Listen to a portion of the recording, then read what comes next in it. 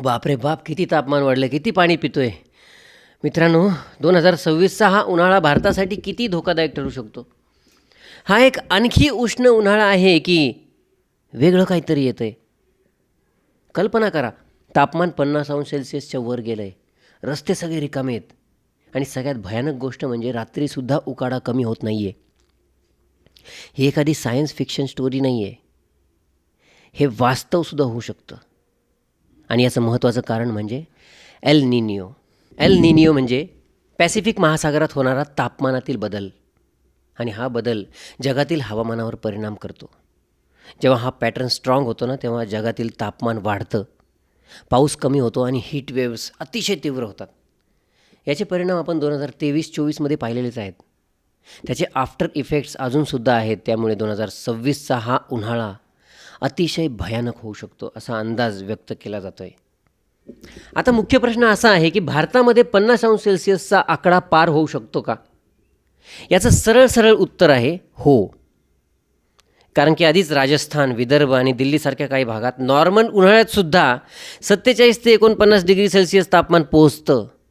आणि तापमान वाढीच्या दृष्टीने योग्य आणि आपल्यासाठी चुकीचे असे सर्कमस्टान्सेस तयार झाले तर हा आकडा भारतामध्ये सहज पार होऊ शकतो असा अंदाज व्यक्त केला जातो आहे. पण इथे खरी भीती फक्त तापमानाच्या आकड्याची नाही आहे, तर हवामानाच्या कालावधीची आहे, उष्णतेच्या कालावधीची आहे. आणि इथे एंट्री होती अतिशय कमी चर्चेत असलेल्या पण सर्वाधिक धोकादायक असलेल्या फिनॉमिनॉनची.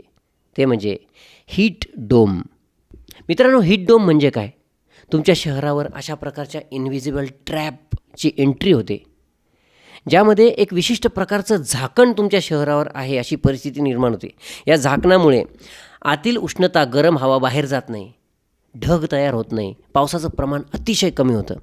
विचार करा, आपण भाजी शिजवताना त्याच्यावर झाकण का ठेवतो? कारण ती लवकर शिजते. प्रेशर कुकरमध्ये डाळ जेव्हा शिजवतो किंवा भात शिजवतो तो अगदी काही मिनिटांमध्येच भात तयार होतो. हेच काम करतं हीट डोम. मित्रांनो, या हीट डोमचा परिणाम काय होतं? उष्णता बाहेर जातच नाही, त्यामुळे उष्णता सतत कोंडून राहते आणि तापमान सतत वाढत राहतं. हीट वेव्हमुळे तरी रात्री आराम पडतो हीट वेव्ह असल्यावर, कारण रात्री गरम नसतं, तेव्हा शरीराला रिकवर करण्यासाठी पुरेसा वेळ मिळतो. पण या हीट डोममुळे शरीराला रिकवर करण्याचा वेळच नाही मिळत. मित्रांनो, या हीट डोममुळे आधीच जगात बऱ्याच देशांमध्ये लोक मृत्युमुखी पडलेले आहेत. अमेरिकेमध्ये, युरोपमध्ये बऱ्याच देशात या हीट डोमचे शिकार लोक झालेले आहेत. आता प्रश्न असा आहे की भारत या सगळ्या गोष्टीसाठी तयार आहे का?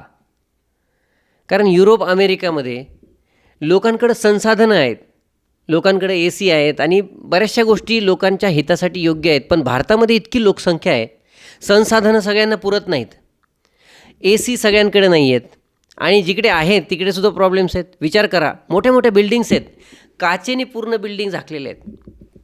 जेव्हा उष्णता काचेवर पडते, आतमध्ये तरी लोक ACने थंड करतात, पण बाहेर ती उष्णता काचेमध्ये रिफ्लेक्ट होते आणि मल्टिप्लाय होत जाते, अधिकच गरम वातावरण तयार होतं. आणि बाकीच्या लोकांकडे तर ACसुद्धा नाही आहेत, मग ते लोक सर्वाईव्ह कसं करतील?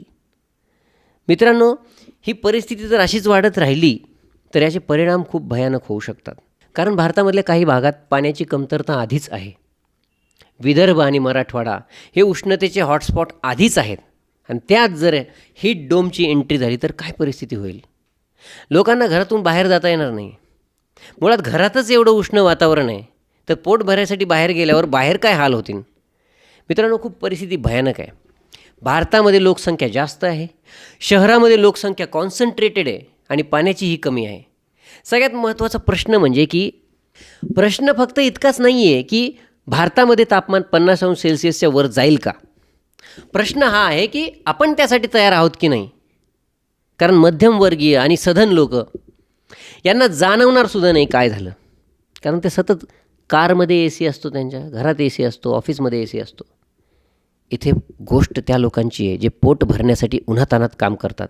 ते लोक ह्या हीट डोमसाठी अजिबात तयार नाही आहेत. मित्रांनो, याचे परिणाम काय होतील याची कल्पना आत्ता न केलेली बरी. कारण हीट वेव्ह येते आणि जाते, पण हीट डोम तो फक्त येतो आणि जातो कधी ते सांगता येत नाही. मित्रांनो, संवाद या यूट्यूब चॅनलवर आपण कुठल्या कुठल्या विषयावर बोलतो हे आपल्या प्रेक्षकांना माहीतच आहे. आपण ट्रू क्राईमबद्दल बोलतो, आपण हास्य इतिहासबद्दल बोलतो, अनेक गमतीशीर विषय आपल्याकडे असतात. पण इथून पुढे आपण समाजात होणाऱ्या घडामोडींबद्दलसुद्धा बोलणार आहोत. समाजातील काही असे विषय आहेत ज्यांच्यावर बोलणं जाणं हे खूप गरजेचं आहे. ते विषयसुद्धा आता आपल्या संवाद या यूट्यूब चॅनलवर येणार आहे. तर तुम्ही नक्की चॅनलला सबस्क्राईब करा आणि पुढच्या व्हिडिओसाठी नक्की स्टे ट्यून.